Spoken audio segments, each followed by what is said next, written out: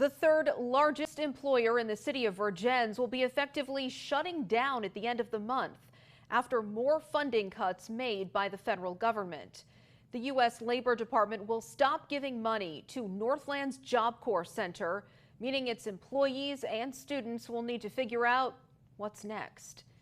ABC 22's Matt Holderman spoke with the center's director. He also has reaction from our delegation in D.C., and he joins me now live in the newsroom tonight. Matt? Yeah, Lauren, that's right. Northland's Job Corps is one of 99 Job Corps centers across the country that are having their funding put on pause by the government as they continue making cuts that align with President Trump's budget agenda. But the director tells me the number of ways this shutdown will impact Vergennes and the center's students is almost immeasurable.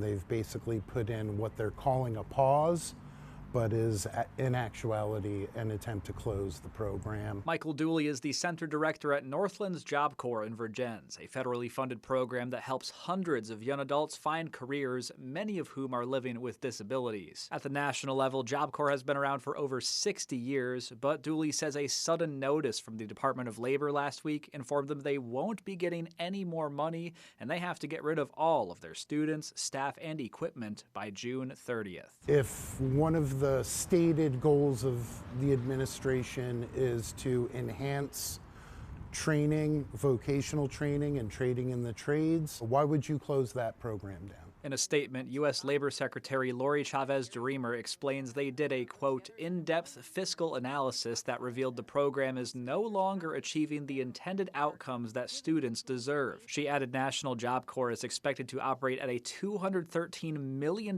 deficit in program year 2025, and also noted almost 15,000 serious incident reports in 2023 alone. National Job Corps officials fired back, noting many incidents defined as serious have been simple things like power outages, severe weather, or even athletic injuries. In Vermont, Dooley added the impacts at the local level will be extreme. Northland's Job Corps is the third largest employer in Vergennes with over 110 employees and over 220 students. We're trying to provide them with leads, materials, etc. Just taking that from a small town like that is going to be difficult. Dooley says National Job Corps is fighting the Labor Department's decision, filing a motion for a temporary restraining order with a federal judge in New York and trying to get help from members of Congress. He says all three members of Vermont's congressional delegation are providing support, and Congresswoman Becca Balint even shared this video on her social media. This is the reason why I am so frustrated with this administration.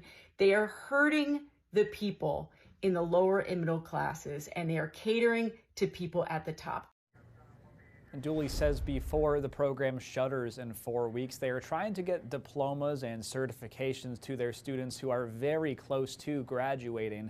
They are also helping their employees with the transition, as all of them are now forced into a job search.